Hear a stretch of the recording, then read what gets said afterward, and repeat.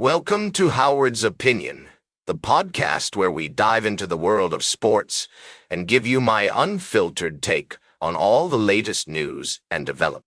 I'm your host, Howard, and I'm excited to share my thoughts with you today. We're kicking off this episode with a bang, folks, as we recap an exciting day in Major League Baseball. The Los Angeles Dodgers, fresh off their World Series victory, took to the field at Dodger Stadium to face off against the Detroit Tigers. And what a game it was. Shohei Ohtani, the star player who's been making waves all season, hit his second home run of the year, leading the Dodgers to a 5-4 win over the Tigers. But that wasn't the only story worth telling from this matchup. Blake Snell, the two-time Cy Young Award winner, made his debut with the Dodgers and put on a show. He pitched 5 strong innings, giving up just 2 runs on 5 hits, with 2 strikeouts and 4 walks. And when it came down to the wire, Blake Trinan stepped up to pitch a scoreless 9th inning, earning his first save of the season. Now, no. I know what you're thinking. What about the Tigers? Well, they put up a good fight, but ultimately fell short. It's clear that the Dodgers are on a roll. And with Ohtani and Snell leading the charge, they're going to be a force to be reckoned with this season.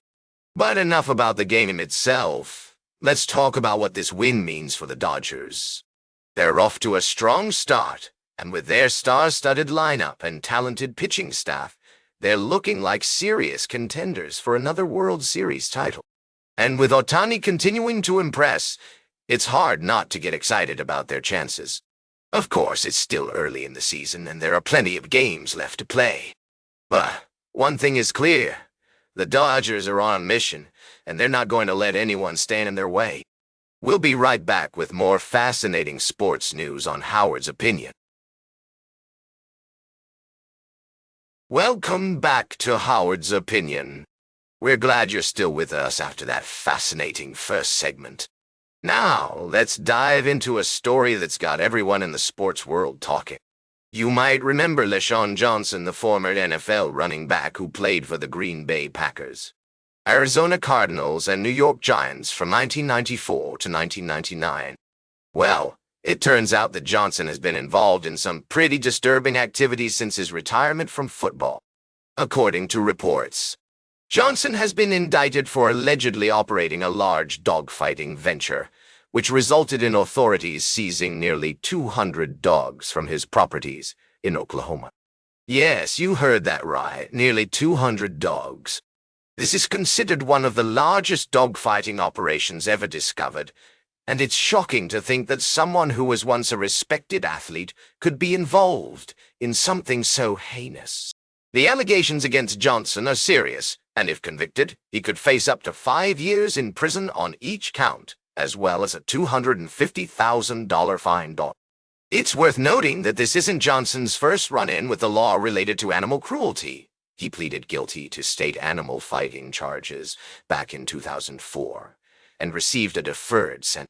It's just staggering to think about the harm and suffering that these dogs must have endured as part of Johnson's alleged dog-fighting operation. And what's even more disturbing is that this operation was apparently quite lucrative, with Johnson breeding and selling dogs to other dogfighters across the country. The FBI has been involved in the investigation, and they're taking a strong stance against animal cruelty, recognizing it as a precursor to larger, organized crime efforts. As Director Kash Patel said, the FBI will not tolerate criminals that harm innocent animals for their twisted form of entertainment. It's a sobering reminder that there are still many dark corners in our society where animal abuse and exploitation thrive. But with stories like this coming to light, we can hope that more people will be held accountable for their actions, and that we can work towards creating a world where all living beings are treated with respect and compassion. Stay tuned for our final story of the day, right here on Howard's Opinion. Speaking in his signature style as the closing segment of his podcast, Howard's Opinion. Welcome back to Howard's Opinion, folks. As we wrap up today's show, I'd like to shift our focus to the world of sports, specifically college football and the NFL draft.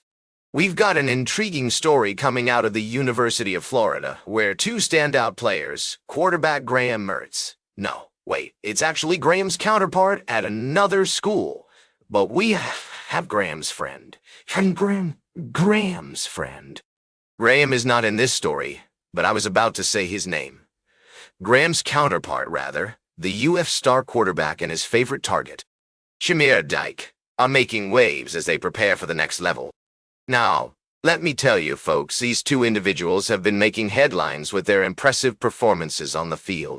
Mertz, a seasoned leader with a wealth of experience under his belt, has been lauded by his coach, Billy Napier, as one of his favorite players he's had the pleasure of coaching. And why not? The young man has been a team captain 4 times and has shown remarkable leadership skills, both on and off the field.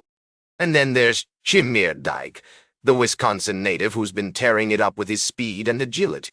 His 4.34 combine time in the 40-yard dash at the NFL Combine was certainly a head-turner, and he's been meeting with all 32 NFL teams, touting his consistency and versatility as a wide receiver.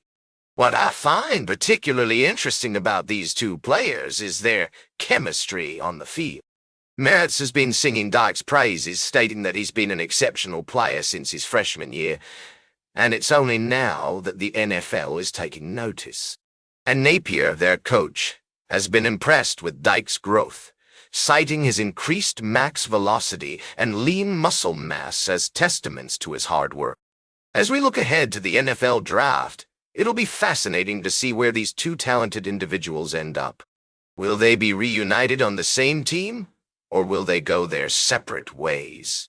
One thing's for certain, they've both got the skills and dedication to make a lasting impact in the league. And that's all for today's Howard's Opinion. Remember to like, share, and subscribe. And until next time, these are some of my humble thoughts.